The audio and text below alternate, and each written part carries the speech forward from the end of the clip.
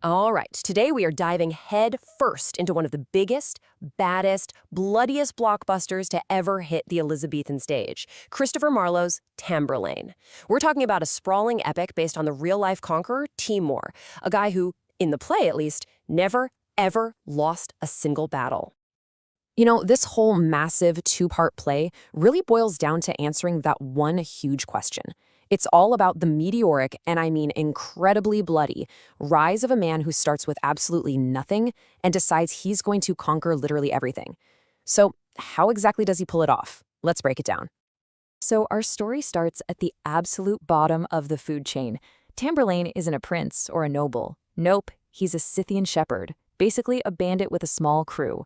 But from the very first moment we meet him, it is crystal clear that his ambition is anything but small. So, right out of the gate, his first big move isn't just about stealing stuff, it's a massive statement.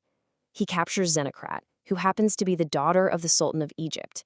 But get this, instead of treating her like a prisoner, he starts talking to her like she's his future queen. And he totally captivates her, not with threats, but with these incredible soaring speeches about the empires he's going to build and all the crowns he's going to win just for her. And this next part? This is where you see that Tamburlaine's real genius isn't just on the battlefield, it's his mastery of psychological warfare. The Persian emperor sends a whole army to crush him. And what does Tamburlaine do? He just talks the general into switching sides. Easy as that. Then he teams up with the emperor's brother, Khosrow, to take the throne, only to immediately betray and kill Khosrow the second they've won. And just like that, boom, in one lightning-fast, totally ruthless move, the shepherd is now an emperor. So you'd think conquering one empire would be enough, right? For Tamburlaine, it just makes him hungrier. And for his next target, we see him shift gears from just being a clever politician to something, well, something way more brutal and spectacular. Next up, he sets his sights on the huge Turkish empire led by Emperor Bajazeth. Tamburlaine takes him on directly, and in a massive, decisive battle, he crushes him. But see, for Tamburlaine, just winning isn't enough anymore. Oh no, he needs to make a point, to show off his power in the most humiliating way he can think of. And what he does next becomes one of the most legendary, most shocking images in all of theater from that time. He doesn't just throw Bajazeth in prison. He keeps him in a cage, parading him around like a wild animal. He literally uses the guy's back as a step stool to get onto his own throne. I mean, can you even imagine? You know, this level of humiliation, it's just unbearable. Bajazeth ends up taking his own life by smashing his head against the bars of his cage. And when his wife, Zabina, finds his body, she does the exact same thing. Both of them driven to suicide by Tamburlaine's absolute, unrelenting cruelty. This really says it all, doesn't it? It basically becomes his personal motto. After Turkey, he points his army toward Damascus. And by this point, his reputation is so terrifying, it travels faster than his army. The people of Damascus know they are toast in a straight-up fight.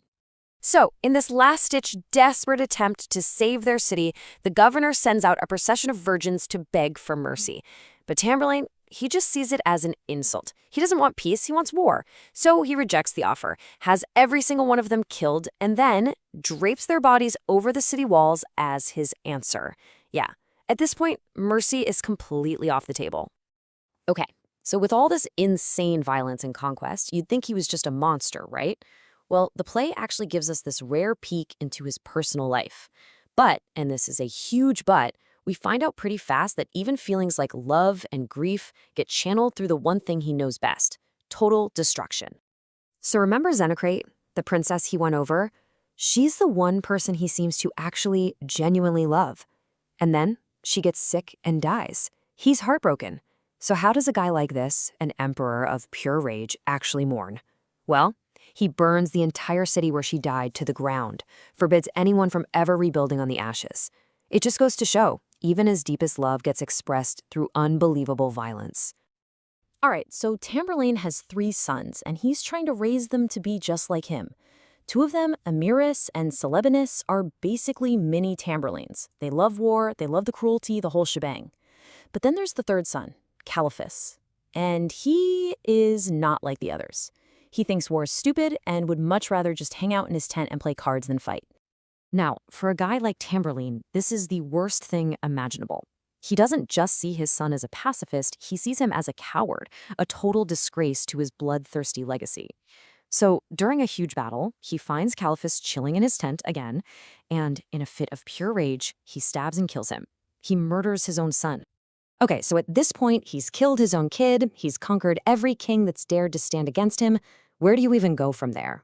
Well, Tamburlaine's ambition takes one last terrifying leap. He's done conquering humans. Now he's ready to take on the heavens themselves. Remember that whole human footstool thing? Well, he dials it up to 11. He's not just using one king anymore. No. Now he's got a whole team of defeated kings hooked up to his chariot, and he's whipping them like horses to pull him around. He gets to Babylon. The governor there defies him, so Tamburlaine unleashes probably his worst massacre yet. He has the entire population, and I mean everyone, men, women, and children, tied up and thrown into a lake to drown. Just total annihilation. So he's conquered kings, he's wiped out cities. What's left? Religion. He's at the peak of his power, so he turns his fury against faith itself. He captures a group of religious men, grabs their holy book, the Quran, and just chucks it on a bonfire like it's a piece of trash. And while it's burning, he's literally daring the Prophet Muhammad to come down from heaven and do something about it. He's shouting, "Come on, strike me down." And when nothing happens, he declares himself the new God on earth, more powerful than anyone in the heavens. This is it. This is the absolute peak of human arrogance. And then, right in that moment, right at the peak of his defiance, he feels something, a sudden, sharp pain. He gets sick. His body, the unstoppable weapon of war that has laid waste to the world, is finally failing him. So the guy that no army in the world could even touch ends up being defeated by his own body. And the timing is just incredible, right? Seconds after he declares he's a god, his own human mortality comes knocking. He gives the crown to his son EMRS, tells him to keep on conquering, and then that's it. He dies. And that right there is the huge question the play leaves hanging in the air. Was Tamburlaine's death just the natural end for a guy who lived such a hard, violent life? Or was it a direct response from the heavens, a final cosmic smackdown for a man whose ambition flew way, way too close to the sun? It's a debate that has followed this incredible, bloody play for over 400 years.